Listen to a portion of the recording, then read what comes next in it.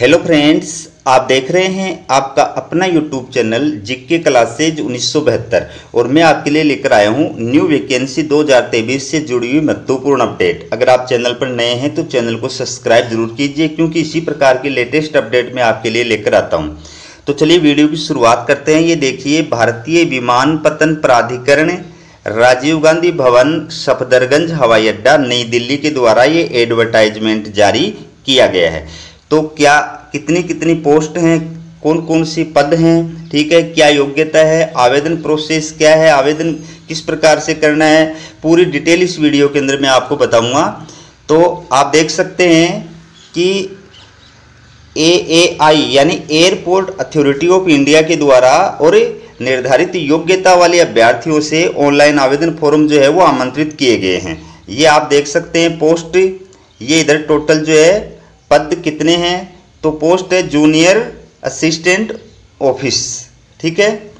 Total post है इसकी 9 और ये अलग अलग कैटेगरी हैं। तो UR यानी 6 पोस्ट जो है वो UR है, यानी अनारक्षित यानी अनरिजर्व्ड, कोई भी कैटेगरी का अभ्यर्थी इनमें अप्लाई कर सकता है। और बाकी 2 पोस्ट हैं वो OBC की है।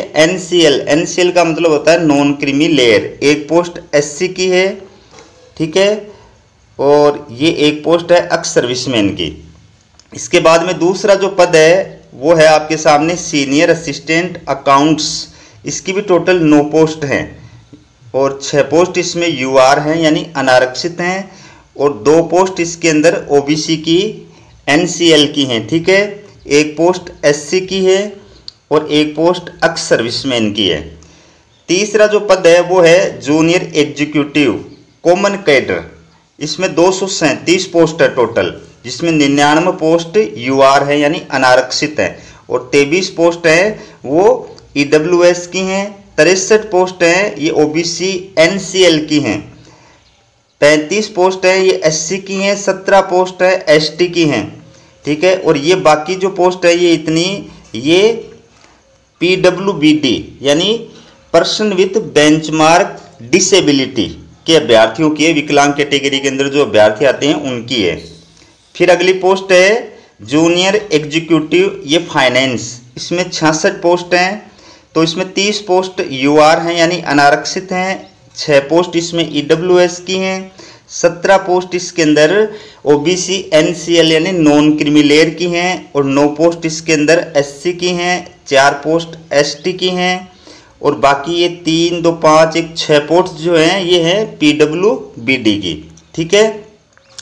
अगली पोस्ट आप देख सकते हैं, अगली जो पोस्ट है ये जूनियर एग्जीक्यूटिव फेयर सर्विस, ठीक है।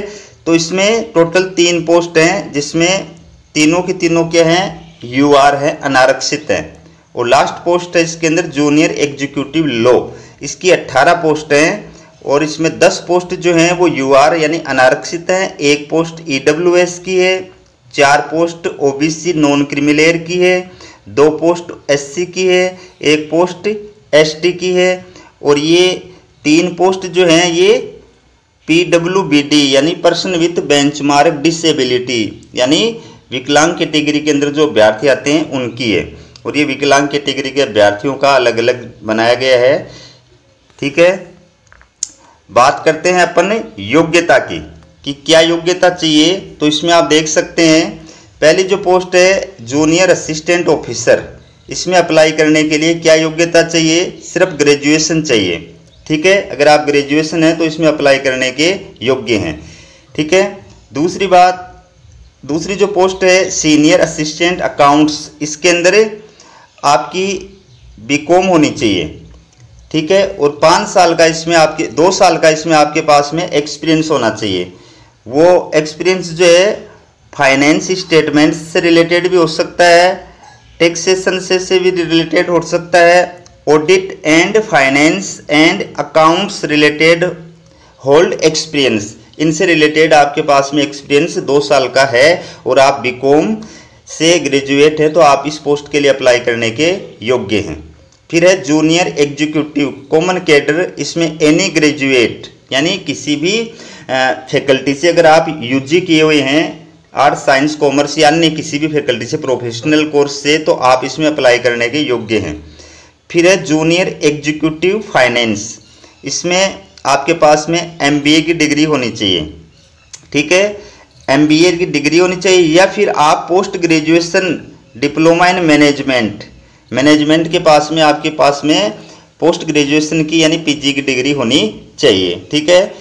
इसके अलावा ये स्पेशलाइजेशन दिया हुआ है अलग अलग जो है, ये भी आप देख सकते हैं। फिर है जूनियर एग्जीक्यूटिव, ये फेयर सर्विस है, इसमें आपके पास में बैचलर डिग्री इन इंजीनियर, ठीक है, इंजीनियरिंग के अंदर आपकी बैचलर की डिग्री होनी चाहिए या बीटेक, ठीक है, ये डिग्री होनी चाहिए, या फायर इंजीनियर की डिग्री होनी चाहिए, या मैकेनिकल इंजीनियर की डिग्री होनी चाहिए, या ऑटोमोबाइल इंजीनियर की डिग्री होनी चाहिए। इनमें से कोई भी डिग्री अगर आपके पास में है तो इस पोस्ट के लिए आप अप्लाई करने के योग्य हैं। और लास्ट है जूनियर एग्जीक्यूटिव लॉ, तो इसके अंदर आपके पास में प्रोफेशनल डिग्री इन लॉ, ठीक है, लॉ की डिग्री आपके पास में होनी चाहिए, या तो आपकी 3 ईयर रेगुलर कोर्स, ठीक है, आफ्टर ग्रेजुएशन के बाद में UG के बाद में 3 साल की आपके पास में LLB की डिग्री होनी चाहिए, या फिर आपके पास में 5 year integrated regular course after 10+2 12वीं उत्तीर्ण करने के बाद में 5 साल की आपके पास में इंटीग्रेटेड जो LLB की डिग्री होनी चाहिए, तो आप इसमें अप्लाई करने के योग्य हैं। लेकिन ये स्टार्ट दिया हुआ है, इसका मतलब ये है कि हर जो पोस्ट है उस पोस्ट के अंदर उच्च जो योग्यताधारी है उसको वरीयता प्रदान की जाएगी, ठीक है, ये आप नोट के अंदर देख सकते हैं। अब अपन बात करते हैं एज लिमिट एंड रिलैक्सेशन। तो एज लिमिट आप देखिए, ये जो पोस्ट है जूनियर असिस्टेंट, इसकी मिनिमम एज 30 ईयर ऑन 4/9/2023, यानी 4 सितंबर 2023 को आपकी उम्र 30 वर्ष से अधिक नहीं होनी चाहिए। और सीनियर असिस्टेंट के लिए अप्लाई कर रहे हो तो maximum age 30 year age on 4/9/2023, 4 सितंबर 2023 को आपकी उम्र 30 वर्ष से अधिक नहीं होनी चाहिए। जूनियर एग्जीक्यूटिव, तो इसमें 4 सितंबर 2023 को आपकी उम्र 27 वर्ष से अधिक नहीं होनी चाहिए, ठीक है। बाकी जो अलग अलग कैटेगरी हैं, रिलैक्सेशन इन एज, तो अलग अलग कैटेगरी के जो अभ्यर्थी उनको आयु सीमा के अंदर छूट भी प्रदान की गई है, ठीक है। जैसे SC ST कैटेगरी के जो अभ्यर्थी उनको 5 साल की ऊपरी आयु के अंदर छूट प्रदान की गई है। OBC नॉन क्रीमिलेयर के जो अभ्यर्थी है उनको ऊपरी आयु सीमा के अंदर 3 वर्ष की छूट प्रदान की गई है। और ये PWBD कैटेगरी के जो अभ्यर्थी है उनको ऊपरी आयु सीमा में 10 वर्ष की छूट प्रदान की गई है। और इसके अलावा आपका जो है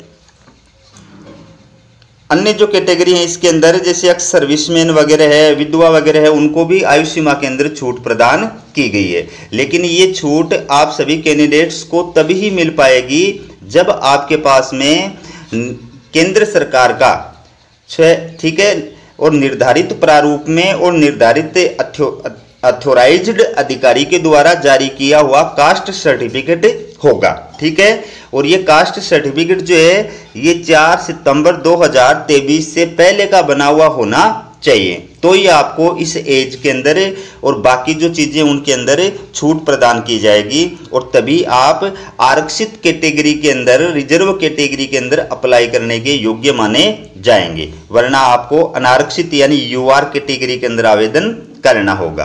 फिर है इम्पोर्टेंट डेट, देखिए opening date for online application, online आवेदन प्रारंभ की जो डेट है वो है 5 अगस्त 2023, तो 5 अगस्त यानी कल से आवेदन फॉर्म प्रारंभ हो चुके हैं।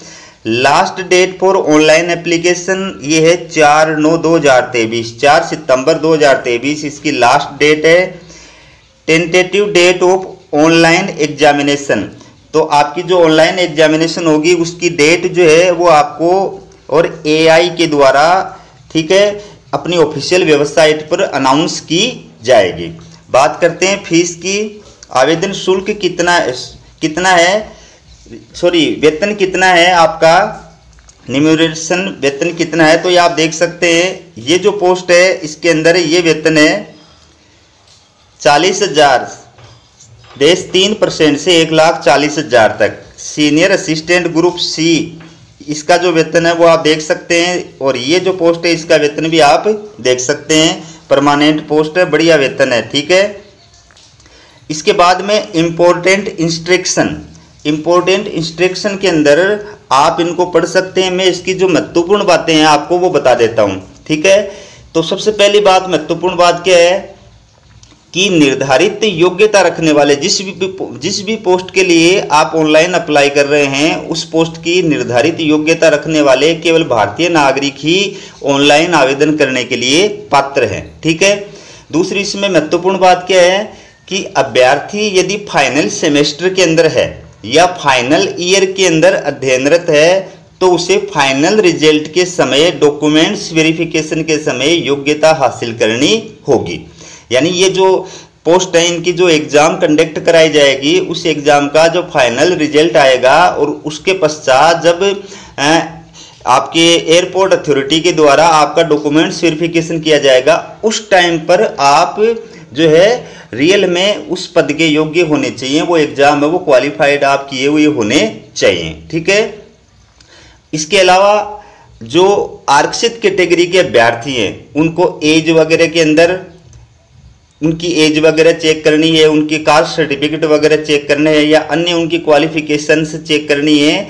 तो ये एयरपोर्ट अथॉरिटी के द्वारा 4 सितंबर 2023 को जो है जब कट ऑफ जारी की जाएगी उस समय उनकी पहचान की जाएगी, ठीक है।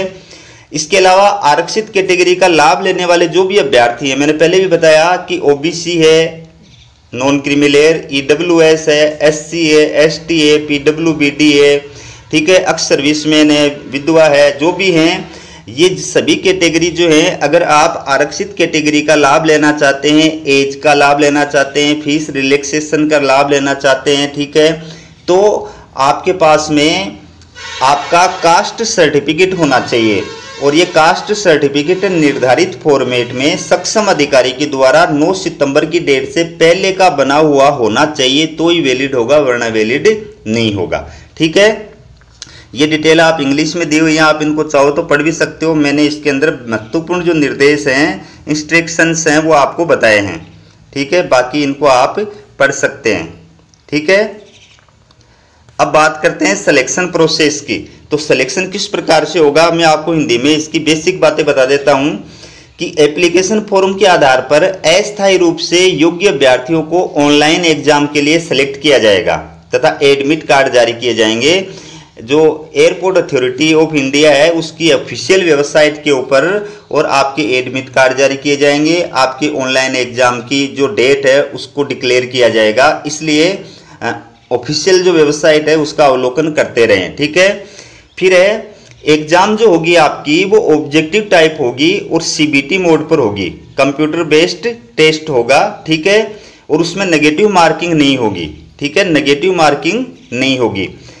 फिर देखिए कि सिलेक्शन जो आपका सिलेक्शन जो होगा उसकी जो सूचना है वो आपको ऑफिशियल वेबसाइट पर उपलब्ध कराई जाएगी। फिर ऑनलाइन एग्जाम के आधार पर शॉर्ट लिस्टेड किए गए अभ्यर्थियों को डॉक्यूमेंट्स वेरिफिकेशन के लिए बुलाया जाएगा। जो अभ्यर्थी ऑनलाइन एग्जाम में शामिल होंगे उनको शॉर्ट लिस्टेड किया जाएगा और उसके पश्चात उनका डॉक्यूमेंट्स वेरिफिकेशन किया जाएगा, ठीक है। अब बात करते हैं हाउ टू अप्लाई किस प्रकार से आप कर सकते हैं, निर्देश आप पढ़ सकते हैं। मैंने बेसिक जो बातें हैं वो आपको इसके अंदर बताई हैं, बाकी आप चाहें तो पढ़ सकते हैं। तो अब बात करते हैं, या पढ़ लीजिए, एक्शन अगेंस्ट मिसकंडक्ट, ठीक है। मिसकंडक्ट करने वाले अभ्यर्थी के साथ में किस प्रकार का व्यवहार किया जाएगा, ये आप इसमें निर्देश पढ़ सकते हैं। अब बात करते हैं हाउ टू अप्लाई, ठीक है, अप्लाई किस प्रकार से करें, तो ये निर्देश आप पढ़ लीजिए। मैं बेसिक बात इसके अंदर आपको बता देता हूं कि आवेदन आपको ऑनलाइन मोड में करना है, ठीक है। अधूरा और अपूर्ण आवेदन जो है वो अस्वीकार किया जाएगा, अधूरा और अपूर्ण आवेदन आपका स्वीकार नहीं किया जाएगा। इसके अलावा ऑनलाइन आवेदन फॉर्म भरते समय आपको अपनी एक वैलिड ईमेल आईडी और मोबाइल नंबर जो है उसमें देना है।